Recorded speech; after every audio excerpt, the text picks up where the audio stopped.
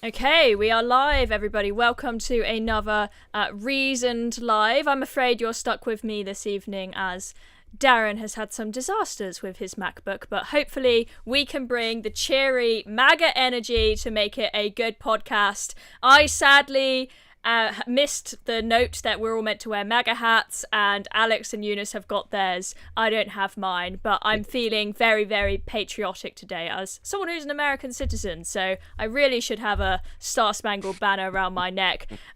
Free speech. We can trust in free speech. There's sanity restored to the West. We're not going to be transing kids anymore, I hope. And maybe World War III won't start as well. So just to get you all in the groove for talking about Trump, we just got to pay you this little clip.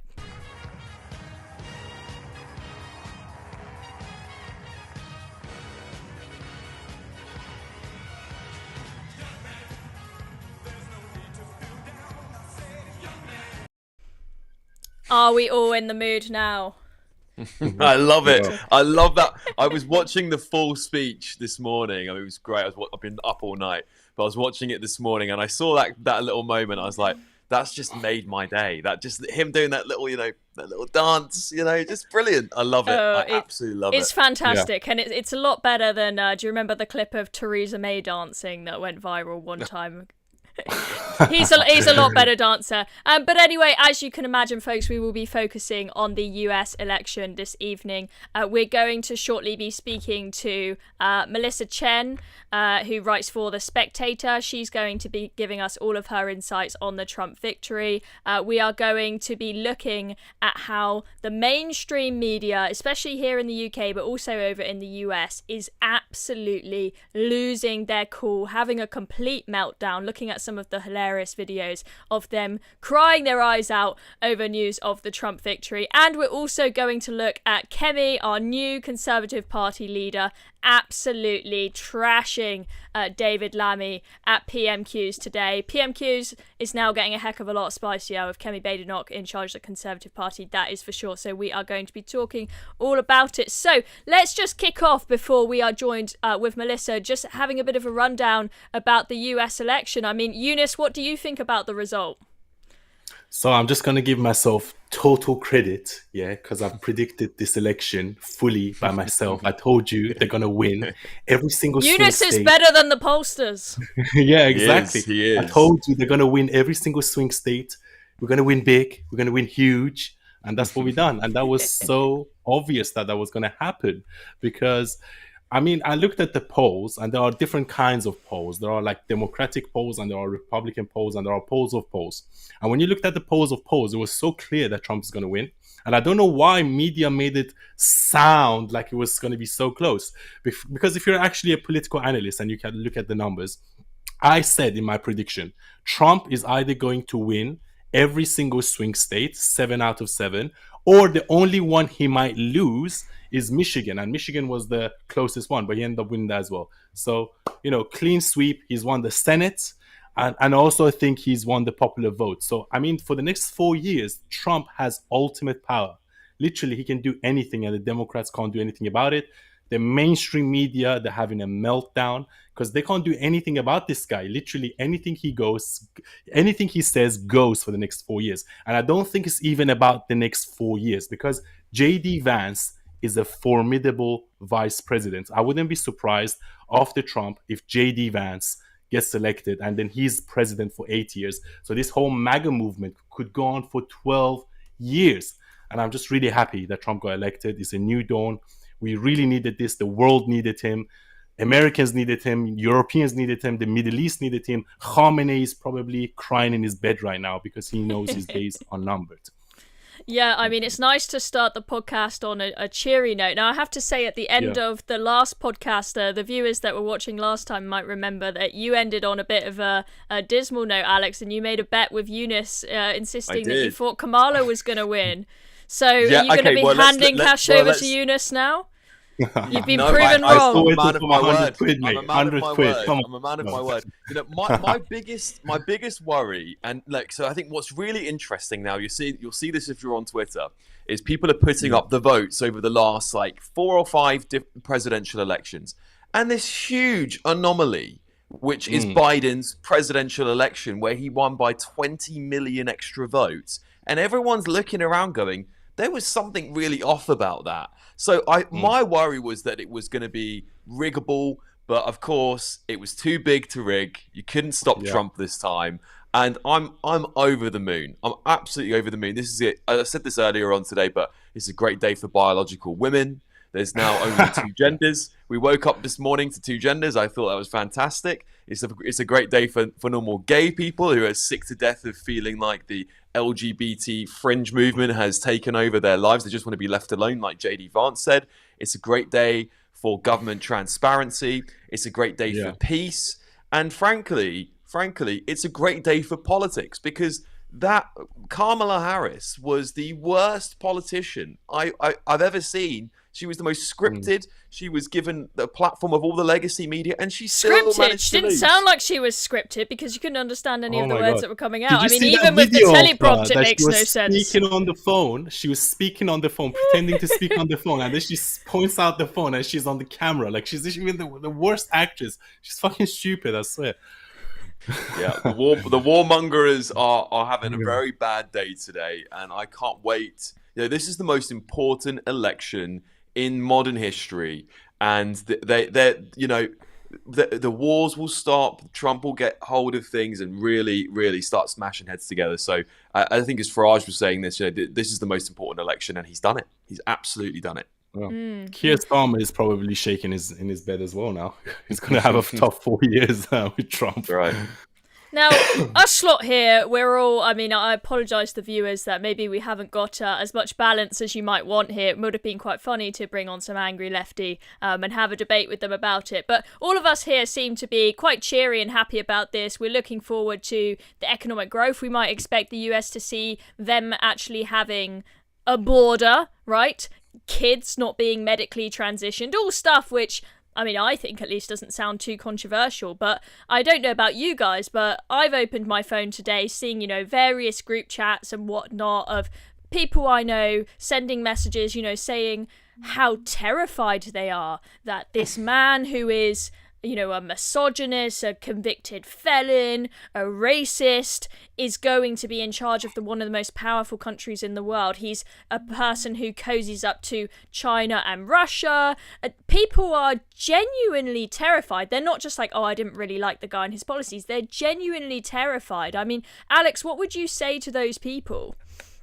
I'd say you're morons. You're absolute morons. I'm sorry, but you are. What are you scared of? You're scared of a man who had the least amount of wars and any recent presidency in the last 50 years. You're scared of a man who didn't do anything but stick to his guns and stick to his policies. You're scared of the man that wants to defend his borders. Come on. You're scared of the man who get you record high stock market. He's done it again today. The stock market's hit record highs again, and he's not even stepped foot in office yet. Ridiculous. Absolutely ridiculous, Chloe.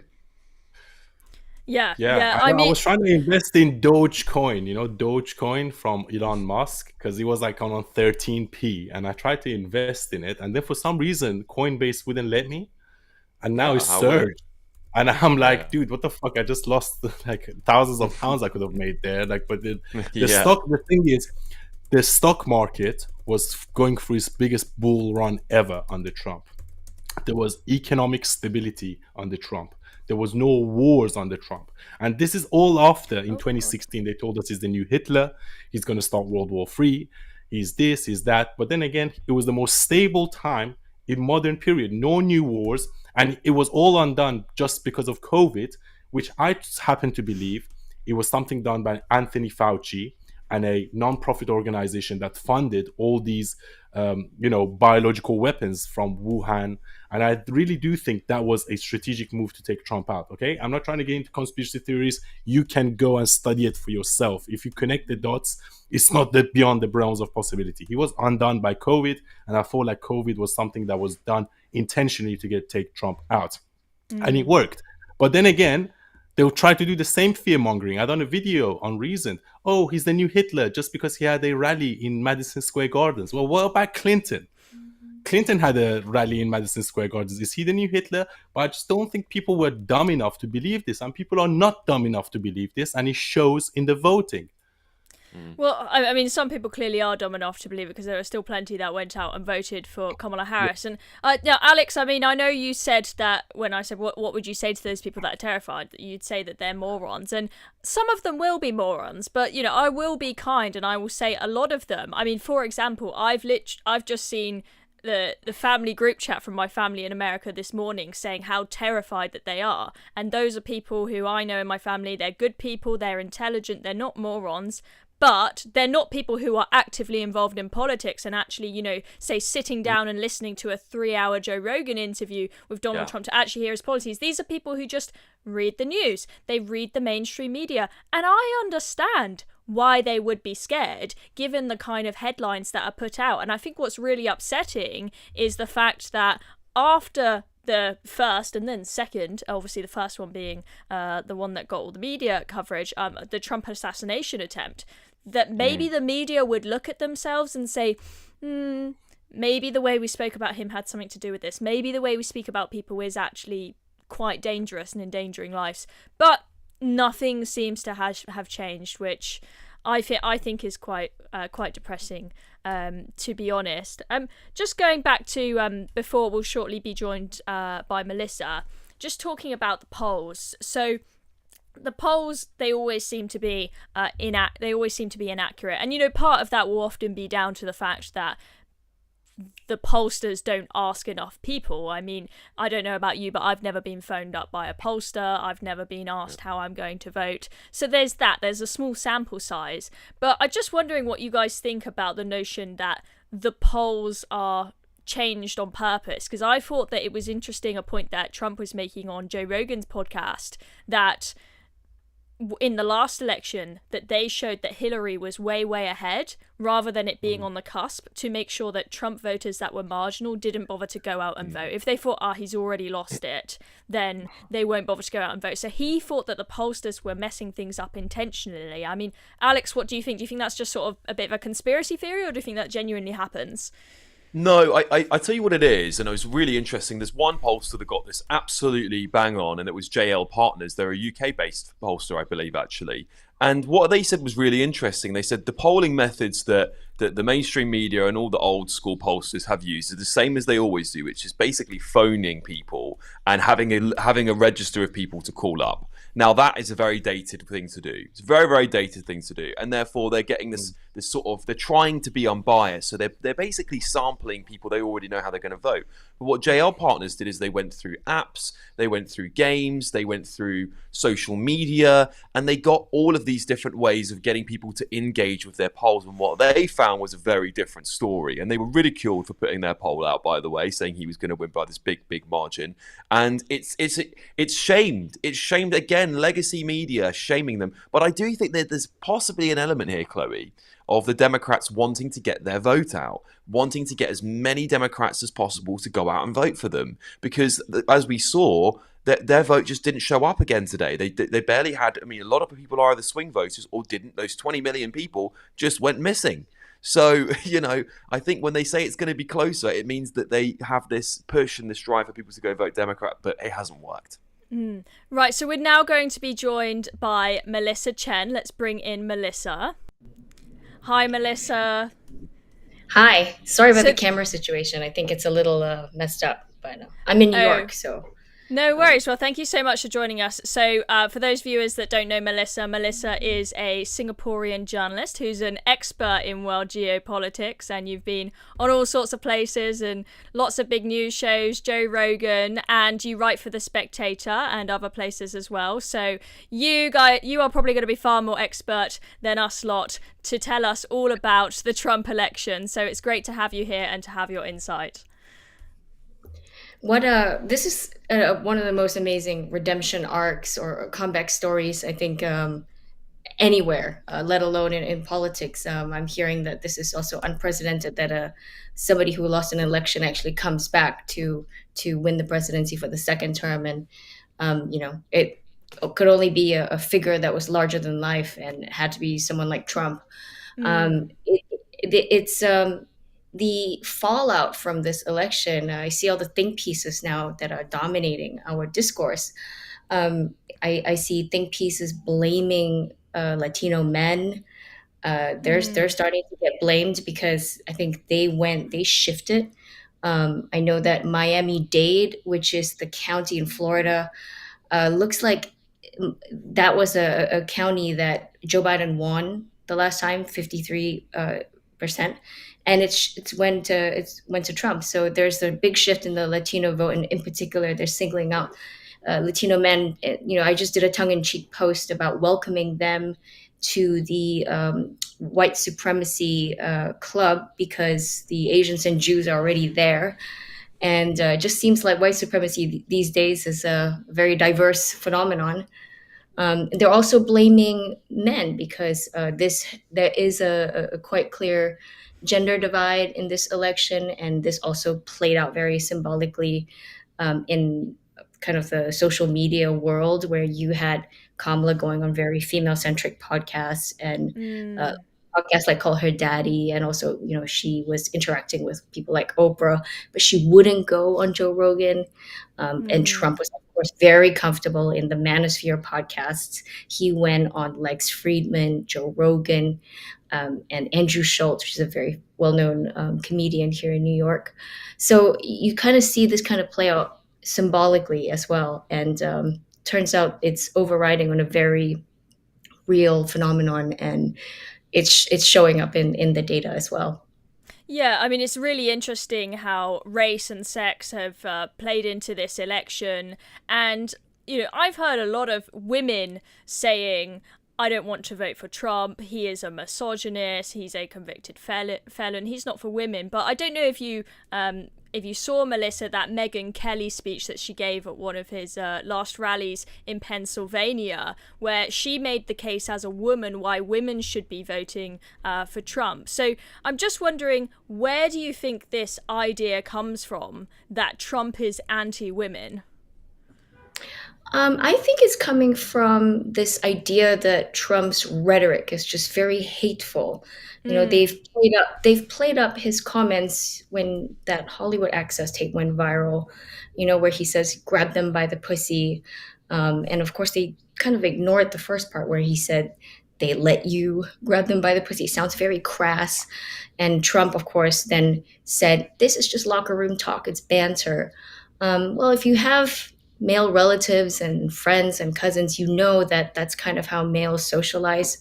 They tend to just take the mickey out of each other all the time, and whatever they can find, whether it's somebody's looking tired or fat, they will pick on you, and that's just how they bond.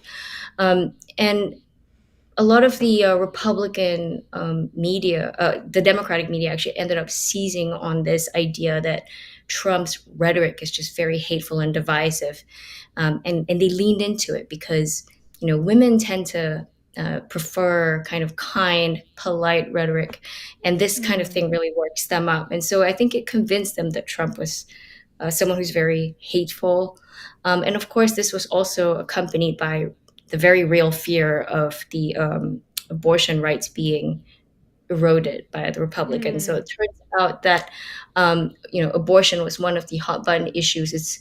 If you looked at what voters who care most about how they voted, the topic that they did, the Democrats overwhelmingly cared about this democracy and abortion. Those are the things they voted on, and the Republicans mostly cared about immigration and the economy.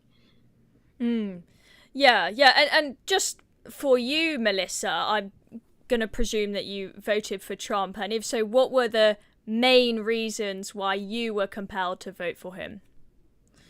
So I cannot vote in this country because I'm just a permanent resident. Okay, if you could have voted. I definitely would have preferred Trump. But for me, I'm actually a voter that is quite, my concern is actually quite rare because most voters don't actually vote on foreign policy. I think it's the last thing that they actually care about when you look at the exit polls. But for me, the federal government impacts foreign policy and geopolitics more than anything else. It's more of the down ballot stuff, voting for your state representatives and your city representatives really affect your day-to-day lives. No, that said, though, there are some policies that, for example, I think Kamala had talked about price controls or like taxing unrealized gains that could have had a very real impact on your daily life and your personal purse strings. But for the most part, for me, I actually care most about geopolitics and foreign policy, and Trump in that regard was more preferable. And the reason I say that is because we've had 4 years of Trump, and we've seen how he actually, sorry, deals with this issue. He's kind of brought a lot of stability to the Middle East with the Abraham Accords. And, the line that he keeps parroting, which is, yes, for 4 years, we've had no wars. We've had, under him, he had not started any wars. The Biden pullout of Afghanistan was just such a stark reminder of what happens when you have a government presiding over one of the biggest, most embarrassing foreign policy failures in recent memory, just the images of people hanging off aircraft alone. So the other issue, I think, that is one of the most defining geopolitical fissure is the China issue. And Kamala, for her part, has kind of not really weighed in. Nobody really knows what her China policy was going to be. She's an unknown in this theater, versus we know that Trump actually was ahead of most people. He single-handedly changed the consensus that was surrounding American foreign policy for decades. We were in engagement mode until Trump in 2018, in the middle of his term, started escalating rhetoric, started talking about the need to actually impose trade tariffs to rebalance the trade deficit with China. And he started doing that. He did attract a lot of flack for actually, I saw some media reports calling him xenophobic and racist in terms of his rhetoric towards China. But then after COVID, when that hit America, I think everybody kind of saw that when we needed PPE and all our supply chains were just caught in China, and America was unable to get medicines, and we suddenly realized that it seemed to be a strategic mistake to have supply chains for very critical needs located in a geopolitical adversary, because they could just choke it off at any point. I think America woke up during that time, and to that extent, that Trump has really shifted the conversation on China and has shown a very strong record of being of countering the China threat. Yeah, really interesting as a geopolitics expert to hear your perspective on that, because one of the reasons why, for example, I'm in favour of Trump is because I think that he is a better negotiator. I trust him far more speaking with the likes of Putin and dictators around the world. I really wouldn't trust Joe Biden or Kamala Harris, who can't seem to get a sentence out of her mouth that makes any sense to those of us that have English as our first language, let alone some leader in another country trying to make sense of what she's trying to say. But a lot of people, really interestingly, they say why they're against Trump is because they are scared that he will start wars. They're scared that he's cozying up to China and Russia. It's really interesting. So to hear your perspective on that is great. But just moving on slightly, we saw that Kamala Harris had a lot of celebrity endorsements. I mean, she had Beyonce come and join her on the stage. So many people, Taylor Swift, who we know has a huge following, endorsing her. And also the mainstream media being behind Kamala Harris. Do you think that those didn't really have much impact, those celebrity backings and the media backing her? Or do you think that they did have an impact, but it just wasn't enough to get her across the line? I think that it might have actually backfired. And I say that because the contempt that the American public has for out-of-touch elites very much is prevalent among the Hollywood class. For the last 4 years, during the BLM Antifa riots, you had and defund the police kind of movements, you had a lot of celebrities like Seth Rogen come out and say, who cares about these the high crime rates, but of course people who are tweeting about this, who are actors in Hollywood, they live in gated communities, and the contrast between the environments they live in, the lifestyles they lead, and the average American just couldn't be sharper. So they appear out of touch. They are very alienated from the basic needs of regular Americans. Yet they have the audacity to kind of lecture Americans. There were these ads of supporting Kamala, imploring people to vote blue, by the Avengers actors. All these ads that would go viral on Twitter, and people just commenting on how out of touch they all seem. You had famous celebrities that they used the Kamala campaign actually used to re-launder her image in the press. I think it was a British pop star. It was Charlie XCX.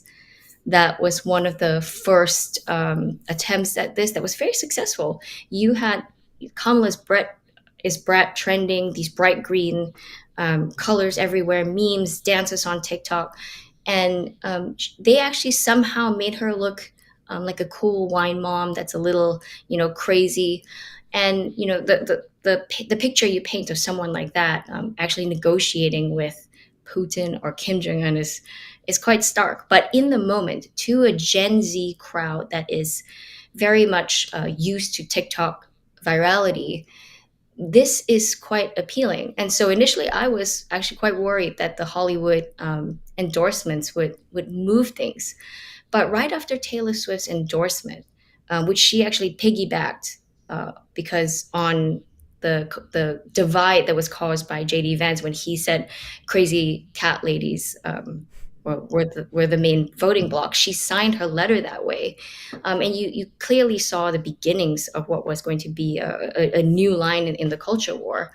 It didn't seem to move anything. And so I think this out-of-touch Hollywood elite has actually, their support for Kamala Harris actually totally backfired. Yeah, interesting. I think Kamala Harris was seen as the establishment candidate, and I think what you say is right there, that having all of these celebrities, which people would consider to be part of the establishment, the elites, probably backing her probably didn't help. Now, Donald Trump had someone very famous supporting him, that being Elon Musk, who perhaps is considered not quite obviously he's a very, very rich man, but not considered quite part of the elite and the establishment. Now, Elon Musk has he bought Twitter and has made sure that everyone's got free speech on there. Not only did he make sure that people had free speech during the election, but Elon Musk was, of course, backing Trump, tweeting constantly. A lot of those tweets going really, really viral. Now, before Elon Musk purchased Twitter, now X, I mean, Donald Trump didn't even have an active account on there. He was banned from the platform. So I'm just wondering, Melissa, how much do you think that Elon Musk and X as a platform helped Donald Trump win this election?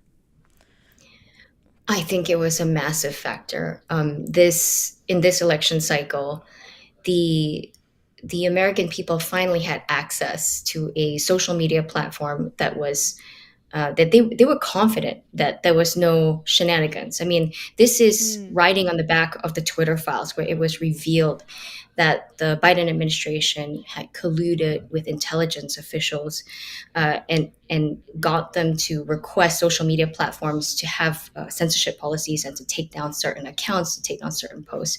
We saw that with COVID misinformation, that there was this going on. And so when you have a media that is essentially a vertically integrated messaging apparatus for the Democrats, the social media platforms become the place where regular people would go to get unfiltered opinion. And this election could very well be defined by this new draining of power from legacy media. We saw memes explode all over Twitter, where you had, in the last week alone, I saw memes about McDonald's and garbage trucks and a squirrel, and this the discourse was almost happening in a completely different format, all away from the studios of CNN. That Kamala Harris was trying to negotiate with Joe Rogan, which I think was a very big mistake on her part, not to even try to go and meet him halfway. In the end, she basically demanded Joe Rogan travel to her and only do 1 hour. Nobody does that to Joe Rogan. Like, it's really hard to get on that podcast. And instead, she's just kept to friendly media. So all this playing out really shows how big X being freed from the old regime really had an impact, I think. And Elon himself, who is, he is somebody who the Democrats used to love. He's done so much for humanity, with his car company, Tesla.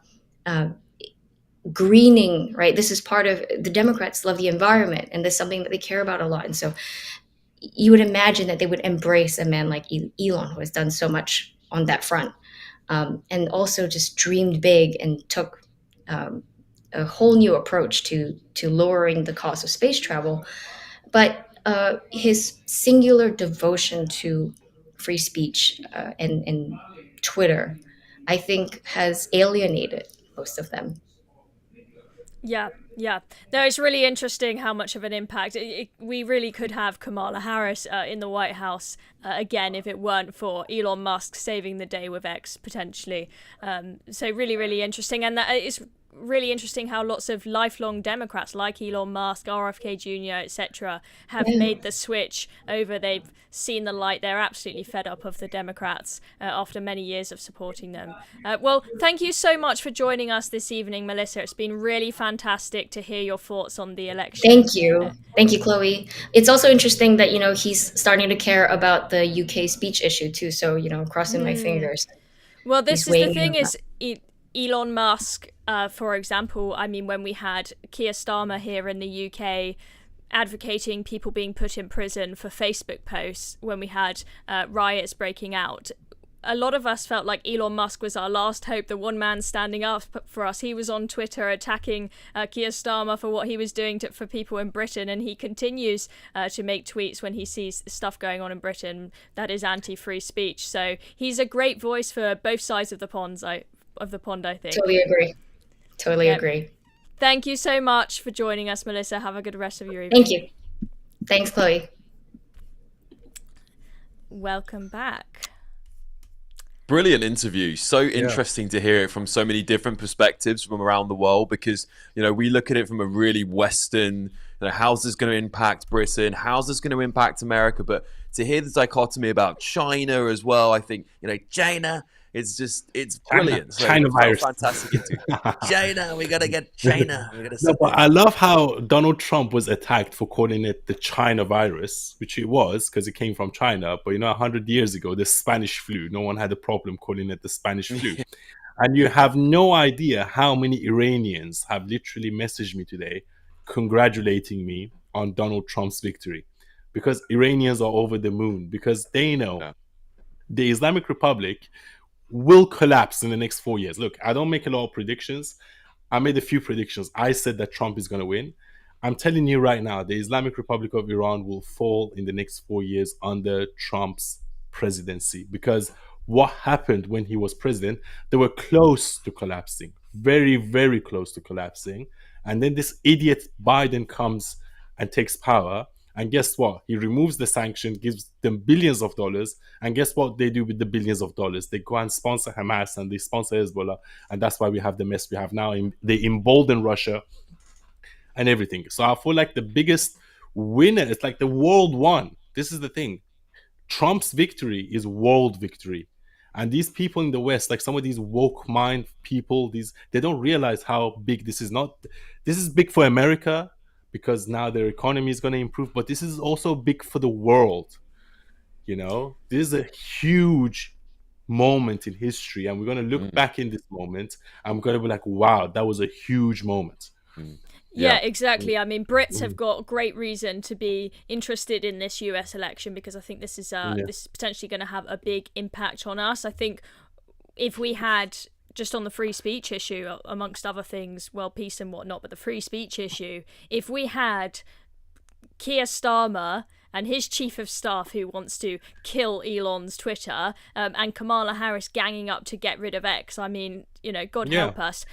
Now we're gonna soon move on, guys, to having a look at how the crazy lefties in the mainstream media lost their cool over the election result. But let's just have a look at. We've had a few super chats come through, which we really appreciate, because that helps us keep doing what we're doing. Thank you so much for your support. And we've got a couple of super chats talking about the impact of race on the election. So we had BG say someone forgot to tell Kamala Harris that Hispanics are Catholic, maybe because of you know, all the abortion focus, that would have lost the vote there. And then we've also got just one second, Younes. We'll just have a look at this one. We also had Kirsten, who's a regular a viewer of the podcast, always commenting, leaving us good comments. She says Kamala Harris losing is the rejection of left-wing identity politics. She ran as a black woman and couldn't get the black vote to the extent that Biden did, right? So she's the, say, you know, identity candidate. She's a woman of color, yet still you had minorities going out in swaves to vote for Trump. I mean, Younes, what do you make of that? Look, I lose respect for any candidate that says, vote for me just because I'm a woman, or vote for me just because I'm black. It just means you have no policy positions. Think about Margaret Thatcher. Did Margaret Thatcher ever say once, vote for me because I'm a woman? She never did that. She was like, look, this is my policies. This is why I'm the most competent person for the job. And that's why you should vote for me. As soon as a candidate starts playing the race card or the identity politics card, oh, you should vote for me because I'm Muslim, or you should vote for me because I'm a woman, or you should vote for me because I'm black. That just shows you they have no real policy. And I just automatically lose respect for that candidate. Yeah. Okay, and then just last one before we move on. We spoke a bit about the relationship between the UK and the US, and we've got this super chat saying, I wonder how Trump and Musk have discussed Starmer. No doubt they have done Farage a massive advantage on his hands next 4 years now. And that comment just reminded me of, I saw a video that GB News put up today of Ben Leo interviewing some people on the street in the US, in New York, where he shows them a picture of Keir Starmer and Nigel Farage and asks, do you know who these guys are? They know who Farage is. They don't know who Keir Starmer is. Now, you know, I'm interested. I mean, Alex, do you think that the scenario we've got now with Keir Starmer and Trump hating David Lammy, we'll get on to what he said about Trump towards the end of the podcast, but we know David Lammy, I mean, he organised the protest against Trump being allowed to step foot in the UK because he's such a scary man, right? He is potentially the guy who's going to have to go out and negotiate with Trump. I mean, it could be a complete shit show. Do you think that, Alex, this will bolster Nigel Farage's support come the next general election?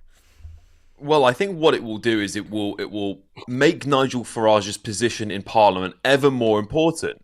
You know, the man is the greatest link to Donald Trump we have in Britain. You know, it's just a fact. You've seen Trump on the day before the polls opened, just 2 days ago, was giving Nigel Farage a shout out, which is incredible for Nigel to see that. And it really does attest to their close relationship, in my opinion, because Trump doesn't do that for a lot of people.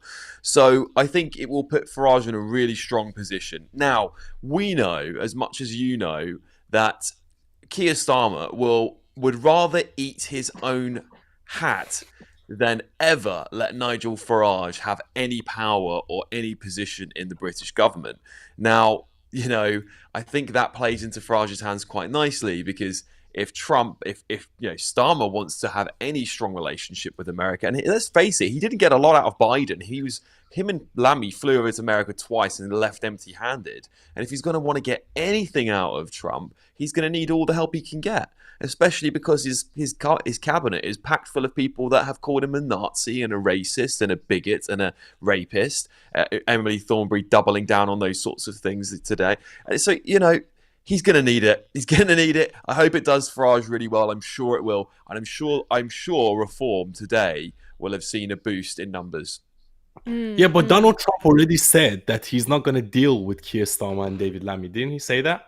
And he said that he's only linked to the UK Well, government. there was an interesting Spectator article saying that if Trump gets in, this could be, it could be a pretty tumultuous relationship with the UK, because Donald Trump is a guy who he likes to hold grudges. If someone disrespects him, he's not going to forget. So it will be interesting to see if Farage is perhaps able to convince Donald Trump, like, hey, I know you don't like David Lammy and you don't like Keir Starmer because they said bad things about you before and they supported Kamala Harris, but I really want the UK to have great trade deals. Please, can you, just stick it out and negotiate with them? Trump might be Farage might be actually a really interesting. He like might a steady in hand as a mediator between the two parties that don't like each other.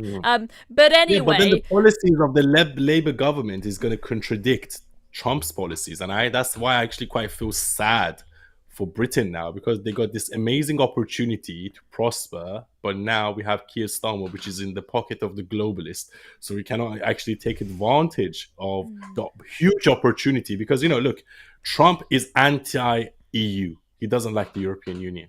This was a huge opportunity for us to make a deal with America, make that special relationship stronger. But because we have an idiot in number 10 called Keir Starmer, he's going to make that relationship very strenuous. And it's just a huge missed opportunity. And that's why I quite feel sad. And that's why the reason America, because I don't see any progress with Keir Starmer moving forward. Yeah.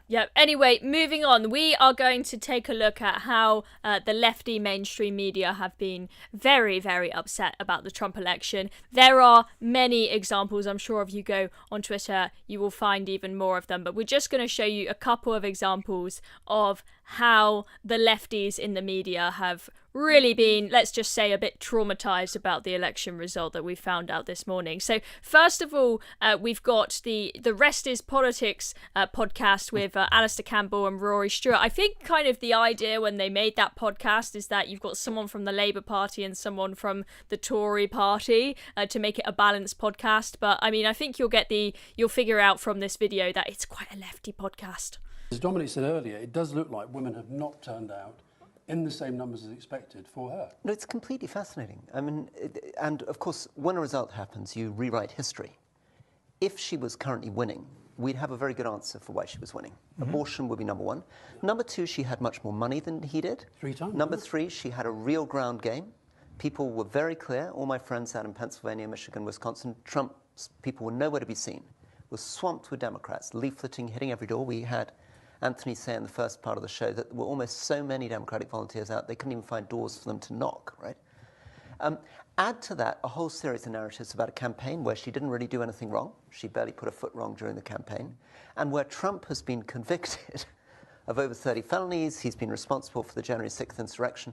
You could provide a pretty good story for why she won, but she didn't.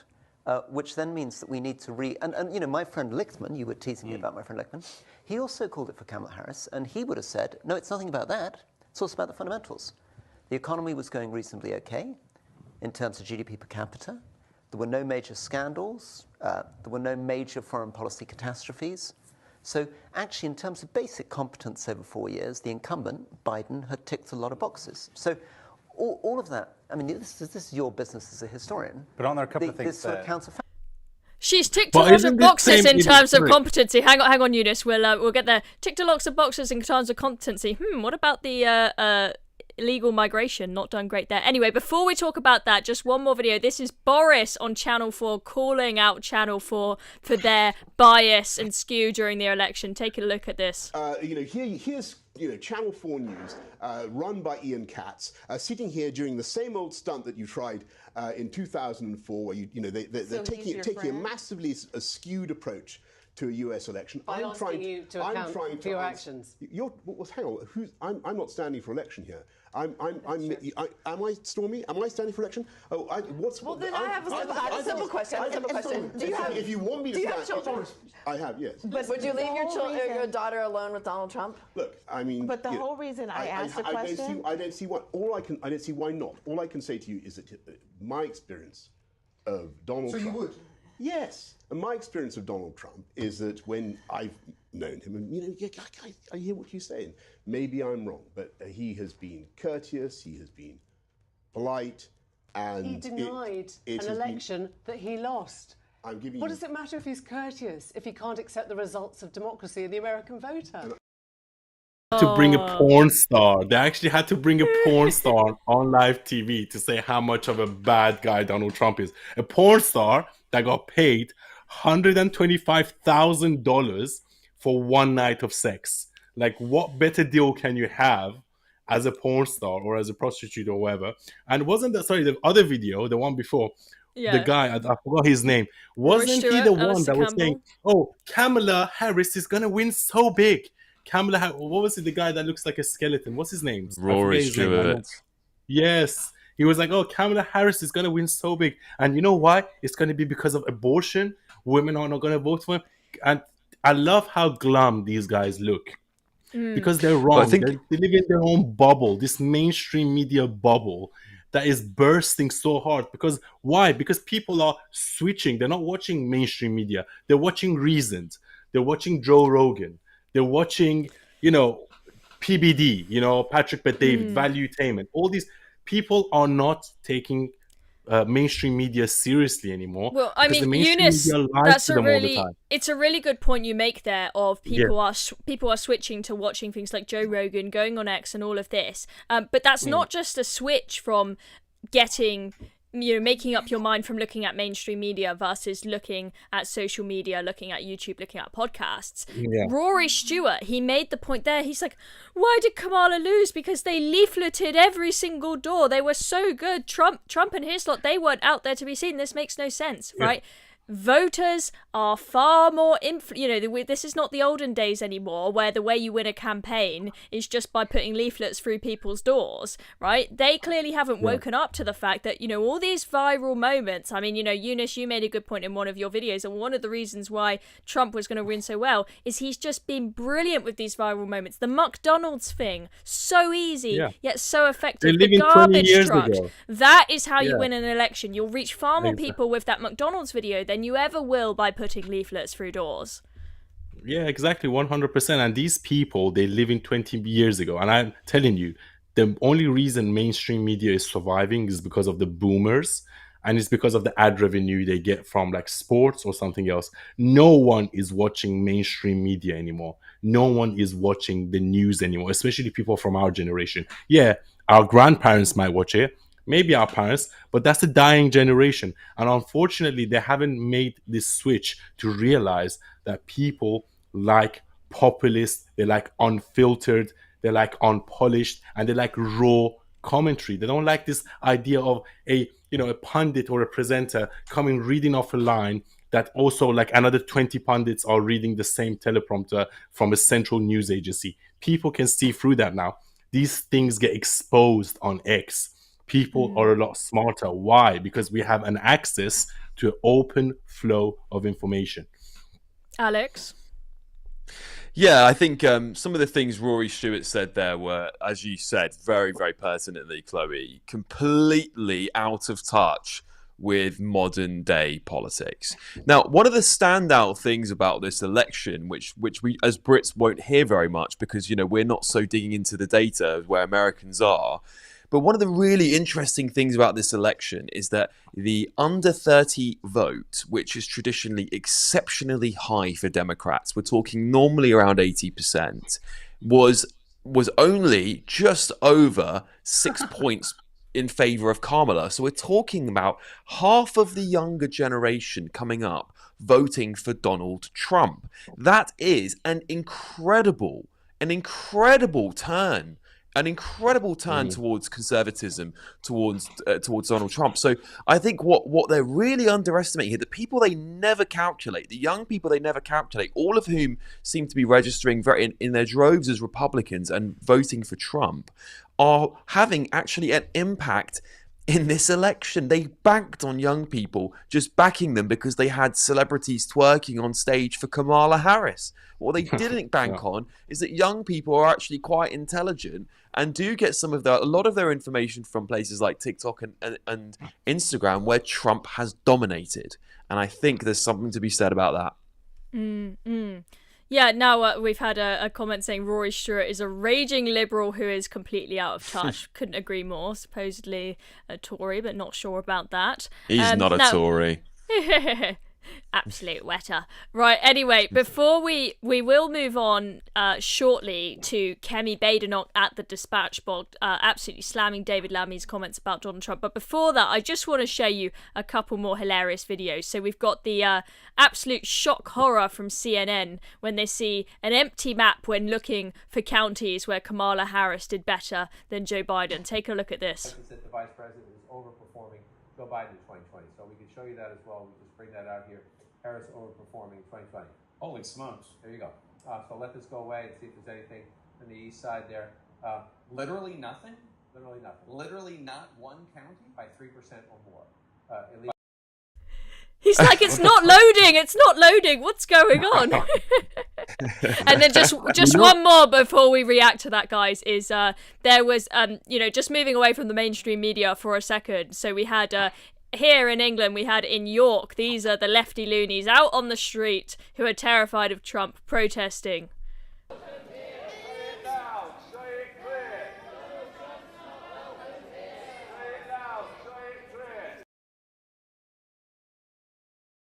Right, there we go. Back to they that. are so, an embarrassment to our country. These people, they are an absolute embarrassment. I mean, like, obviously, it wasn't a very big demonstration. There was 5 or 6 people there, but the fact that they've got out on a Wednesday? I don't know what day of the week it is now. Wednesday night, and decided, you know what, we're going to go and protest a man elected in a foreign country, and get ourselves together. Go do that. Why don't they go get a job?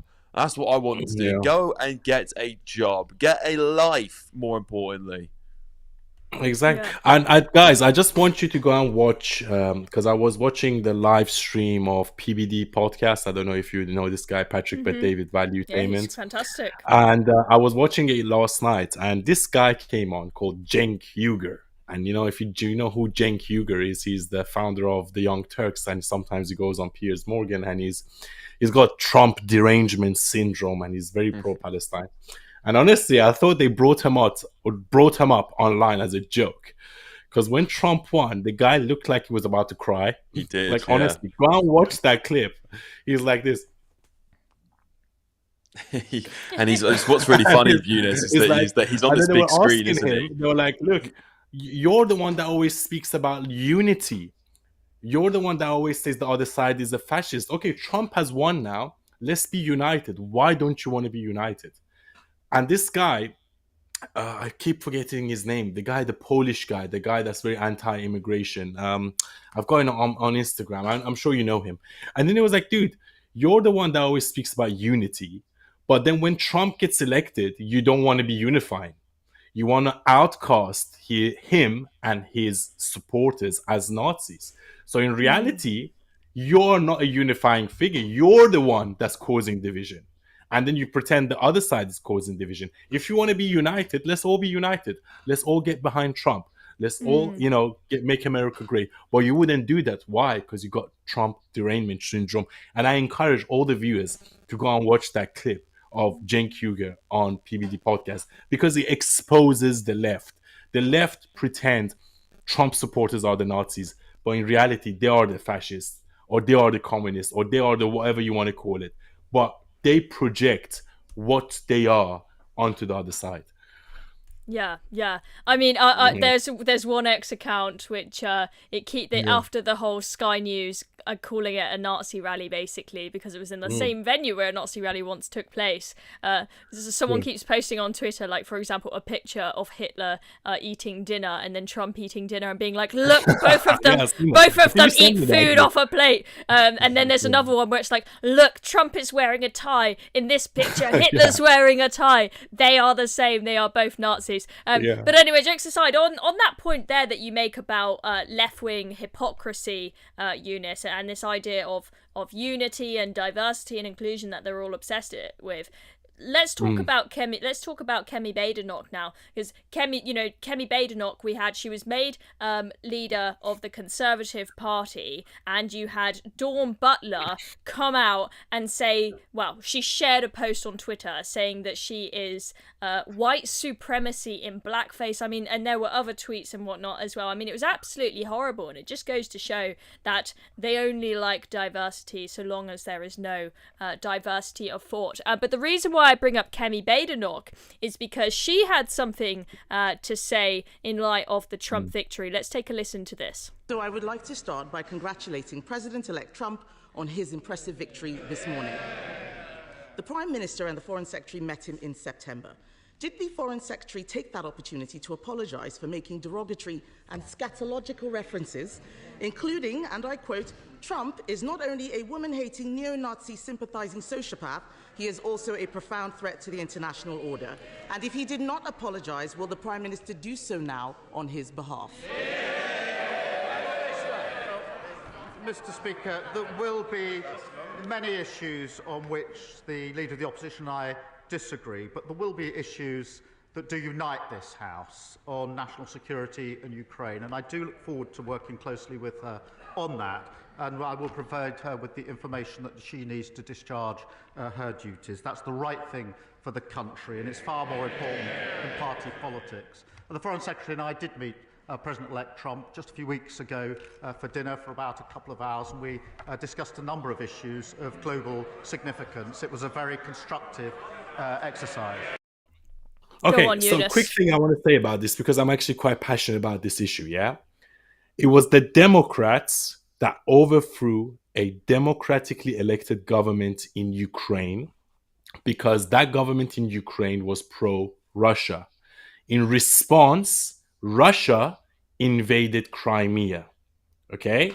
When Trump was in power, Putin didn't take an inch of Ukraine, but then as soon as Biden comes, Putin invades Ukraine. So this idea that Trump is a threat to international security and stability, it was you that started the war in Ukraine. You overthrew a democratically elected government in Ukraine because they were pro-Russian.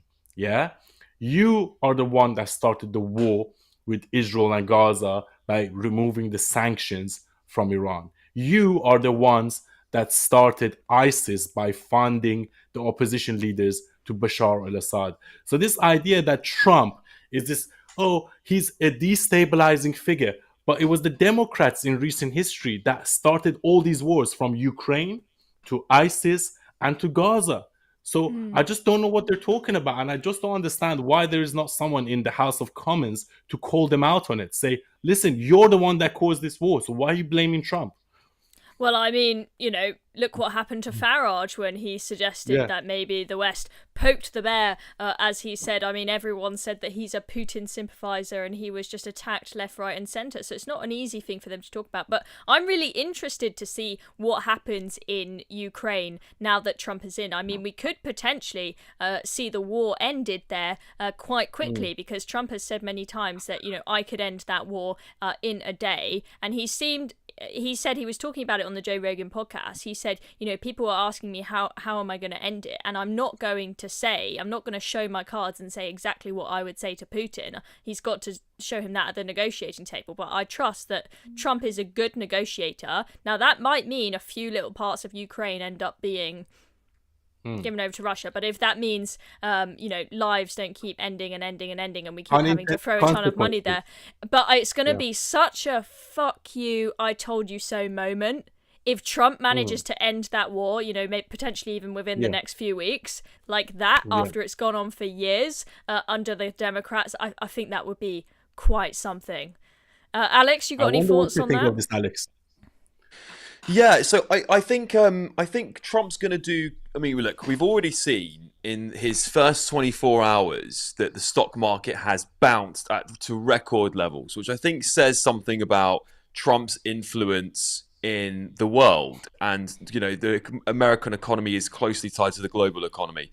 And I think that he, as a president, is going to have a very, very, very different and unique approach to how he handles, Ukraine, how he handles what's going on in the Middle East, how he handles America's internal and social affairs. I think this is going to be the most radical president we've seen for maybe since Abraham Lincoln. I think he's going to tear up more government departments. He's going to put Elon Musk into this Department of Government Efficiency role. I mean, he's got Robert F. Kennedy, who's today apparently the big pharma companies are absolutely crapping themselves. They've got an emergency meeting tomorrow at 1 p.m. apparently, there's been sources online are saying, because they are absolutely terrified. Robert F. Kennedy is going to start taking a sledgehammer to this incredibly dangerous multi-billion corporation that they've built, which actually kill more Americans than it saves, quite frankly. So I think this is going to be a really, really radical government. I think the Americans are going to love it. He's going to secure the borders. He's going to get people healthier. He's going to stop the wars. The economy is going to thrive. This is just fantastic. I mean, if you voted for Kamala, what would you have got? None of this. You would have got the same old Obama fifth term. That's what it would have been. Yeah. I mean, I think that it will be interesting to see if Trump does all those things that you've just suggested, Alex, that people who previously thought, oh, he's this, scary, evil, racist, misogynist that's going to start World War III, if they will actually start to turn around. Because although those of us who are a little bit more conscientious can look at the 4 years that he was in power before and say, actually, he started to turn things around, in reality, he didn't really get a proper chance for the effort he put in for the fruits to bear, because a lot of it was because of COVID.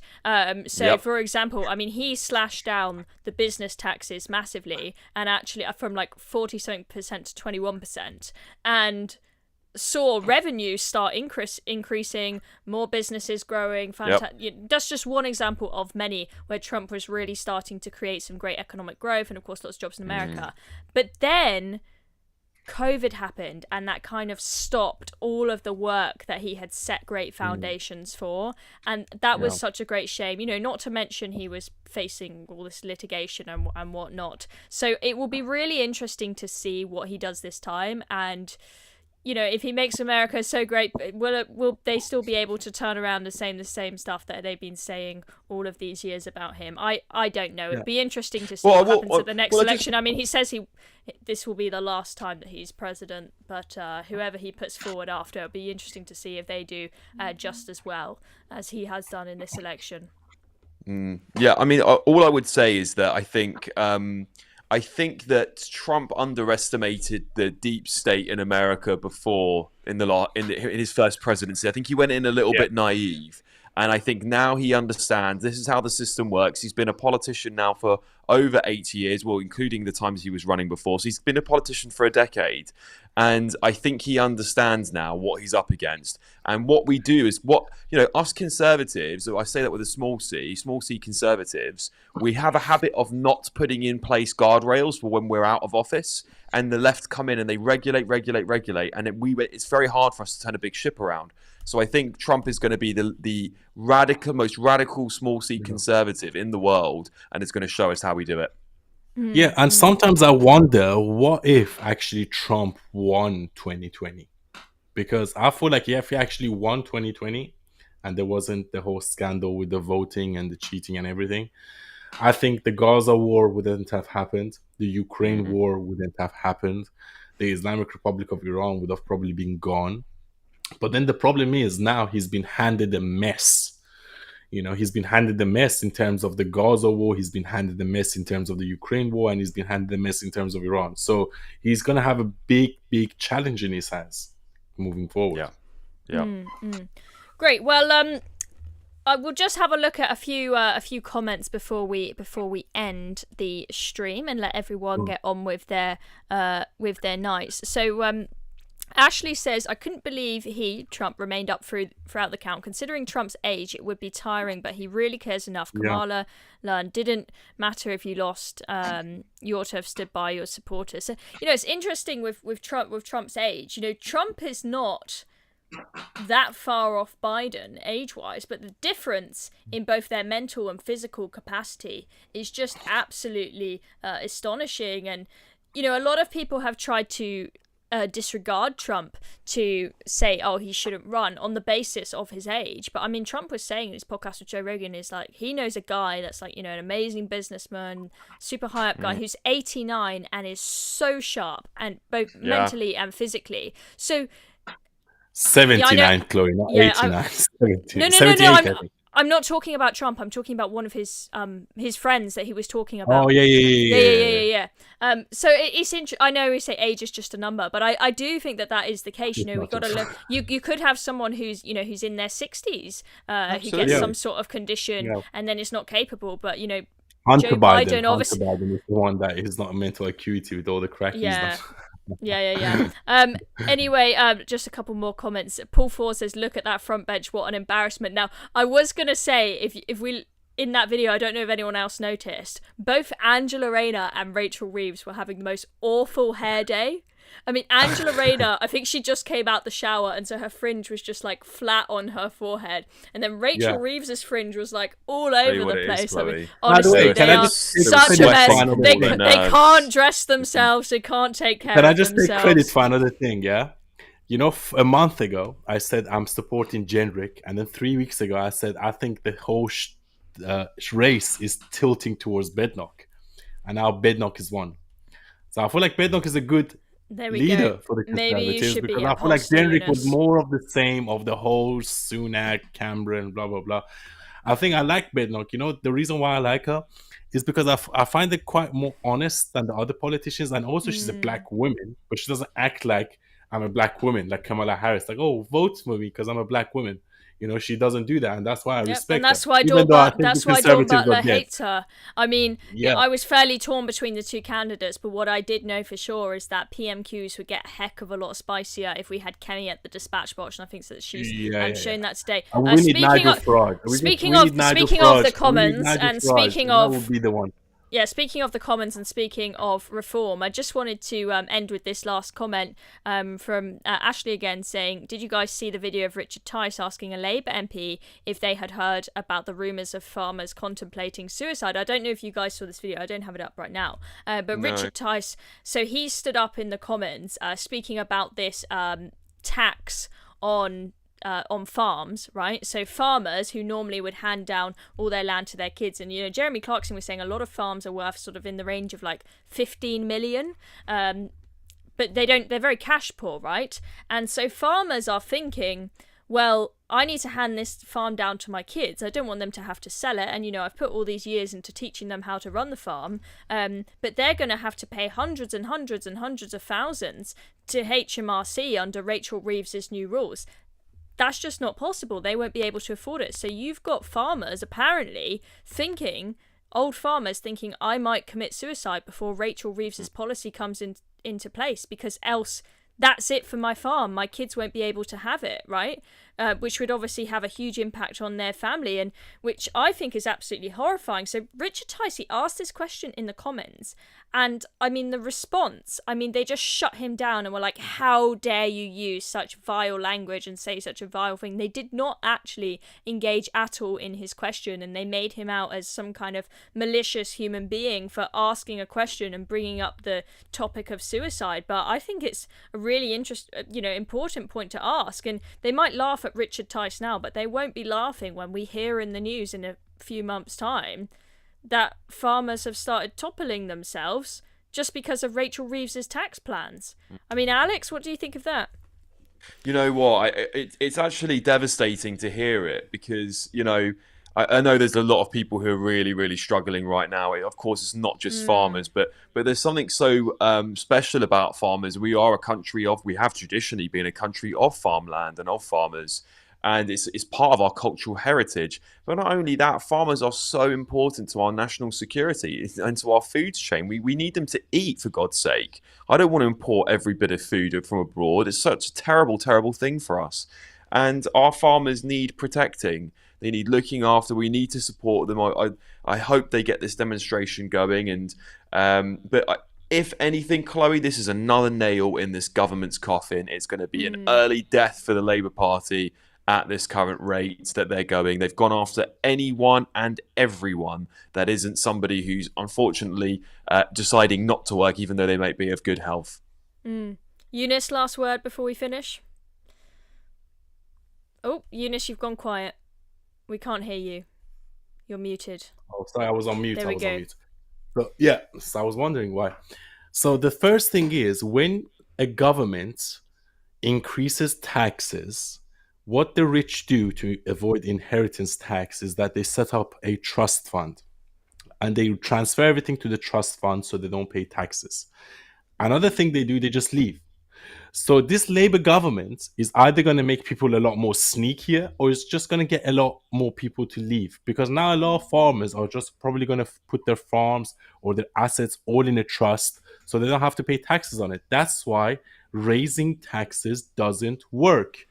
I used to be a socialist when I came out of university, because I was thinking, look, why is that all these billionaires, they should pay more tax, we should redistribute tax, why should they have so much and why should we have so little? But then as I grew up and as I started working, I realized, no, the economy doesn't actually work like that. There's something called the Pareto distribution. So once you start taxing the rich, it doesn't actually improve the economy. It just makes rich people leave. And guess who creates jobs? Rich people. So what Keir Starmer is doing is that he's shooing all the rich people to Dubai, to America, and soon we're going to have an economy where no one is creating jobs, and hence why there cannot be any redistribution of tax. So it actually makes the country poorer, and that's what communism is. Why do you think Soviet Union collapsed? Why do you think Yugoslavia collapsed? The only reason why China is thriving, because China is actually not a communist country. They're the biggest capitalist country in the world. Look at how much they export. So this idea that, if we raise the tax on the rich, on the 1%, everything will be solved, everyone will be rich. No, because the 1% are just going to leave. And guess what? There's always going to be someone richer than you. You only need 30 grand per year, to be in the top 1% of the world. Worldwide, if you count Africa, India, because there are so many people that live on 5 grand per year. If you manage it into inflation and the countries. So this idea, a lot of people in the UK, they're actually in the top 1% of the world because they make more than 30 grand per year. But they look at the billionaires and the millionaires, they're so rich, let's tax them. But they don't realize that worldwide they are in the 1%, because guess how many people live on less than $1 a day? Billions of people live on less than $1 a day. In India, in Africa, all over the world. That's why if you want to thrive in economy, you have to have a system in which you attract the biggest and the best people. You attract business. That's how your economy thrives, not increasing taxes. Yeah, absolutely. I mean, good point there about, how lucky we are. If you're ever feeling a bit down, you need to be a bit more grateful. Just look at the rest of the world. But, as you say, especially in this sort of ungrateful younger generation, they just look at the billionaires and think, oh my God, I'm so miserable. My life sucks. Now, I mean, with the point about people leaving the country, Younes, Rachel Reeves, she thought that she could promise not to raise taxes on working people, because in her head she thought, just one big capital gains tax hike and that will do it. That will give us a load of revenue. And then she got into power and the Treasury started running the numbers on her proposals, and they said no, because obviously people will leave, people will move their money around different places, and the estimates on how much money it would bring in was way, way, way lower than she anticipated. So then she was scrambling to try and find extra money wherever she could. So she put herself in a very sticky situation. But the sad 200 billion in reparations, so that makes sense. We want to pay 200 billion. We're supposedly not going to do that, but we'll see what happens. Good. But I mean, just one last point about the farmers. Some people who are very cash rich, they can move their money elsewhere. They can shift it to another country, and that's sad that we'll lose those people. But for them, it's maybe not the end of the world. But for farmers, You can't pick up your farm and move it to Dubai, right? Their money is stuck in these assets. You have to import it then. You have to import the stuff that they produce. And it will be so sad for these families who for generations and generations have farmed the land, passed the skills down to their sons and their daughters, to then have to say to their kids, you guys are going to have to sell up and, go to Dubai or wherever you want with the money, but that's it for this business, this project that we've worked on for generations. I think that's a great shame, really. But anyway, let's finish the podcast there. Thank you everybody for watching. Thank you Younes and Alex for joining me. We should all be in high spirits because of this Trump victory. We will see you all next week at 8 p.m. Adios.